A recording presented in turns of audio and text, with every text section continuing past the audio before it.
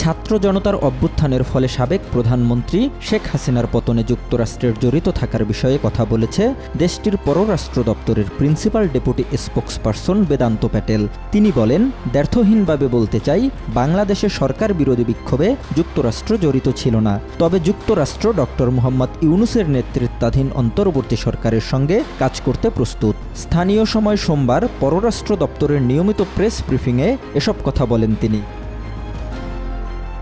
ব্রিফিংয়ে এক সাংবাদিক প্রশ্ন করেন, বাংলাদেশে অন্তর্বর্তীকালীন সরকার ইতোমধ্যেই 1 মাস পার করেছে। গত 5 আগস্ট ও তার পূর্ববর্তী সময়ে অস্থিরতার পরে যুক্তরাষ্ট্র কিভাবে ডক্টর ইউনূসের নেতৃত্বাধীন সরকারের সঙ্গে বিশেষ করে গণতান্ত্রিক নির্বাচন আয়োজনে জড়িত হওয়ার পরিকল্পনা করছে। তিনি আরও জানতে চান, বাংলাদেশে সাম্প্রতিক সময়ে হওয়া ছাত্র জনতার বিক্ষোভে চীনা প্রভাবের দাবি করা হয়েছে। যুক্তরাষ্ট্র এই পরিস্থিতিকে কিভাবে মূল্যায়ন করে এবং এই অঞ্চলে কি কোনো কৌশলগত উদ্বেগ আছে বলে মনে করছে কিনা।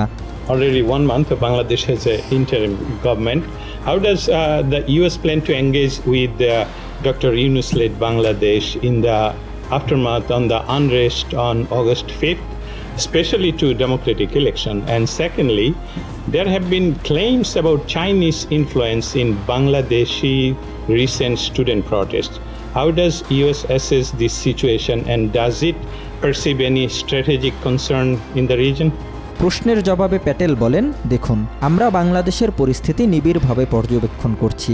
আমরা ডক্টর ইউনূসের নেতৃত্বাধীন অন্তর্বর্তী সরকারের সঙ্গে কাজ করার জন্য প্রস্তুত এবং আগ্রহী, কারণ এই সরকার বাংলাদেশের জনগণের জন্য গণতান্ত্রিক ভবিষ্যৎ নির্ধারণ করতে চলেছে।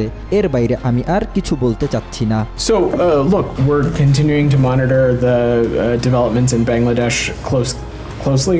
We continue to be ready and eager to work with interim government that's led by Dr. Yunus as it charts its democratic future for the people of Bangladesh. Beyond that, I'm just not going to speculate. ওই সাংবাদিক আরেক প্রশ্নে জানতে চান, সরকার বিরোধী বিক্ষোভে যুক্তরাষ্ট্রের জড়িত থাকার ইঙ্গিত দিয়েছে বলে কিছু ভারতীয় গণমাধ্যম দাবি করছে। এই অভিযোগ মার্কিন ভারত সম্পর্ককে চাপে ফেলতে পারে কিনা। Thank you. And some Indian media outlets have suggested US involvement in the anti-government protest in Bangladesh, while India has historically been a close ally of the outstate government. Could this allegation strain US-India relationship? জবাবে প্যাটেল বলেন, আমি সেই প্রতিবেদনগুলো দেখিনি, তবে আমি দ্ব্যর্থহীনভাবে বলতে পারি সেগুলো সত্য নয়। এই কারণেই হয়তো আমি তাদের দেখিনি। So I've not seen those reports, but what I can unequivocally say is that they are not true. That's probably why I've not seen them.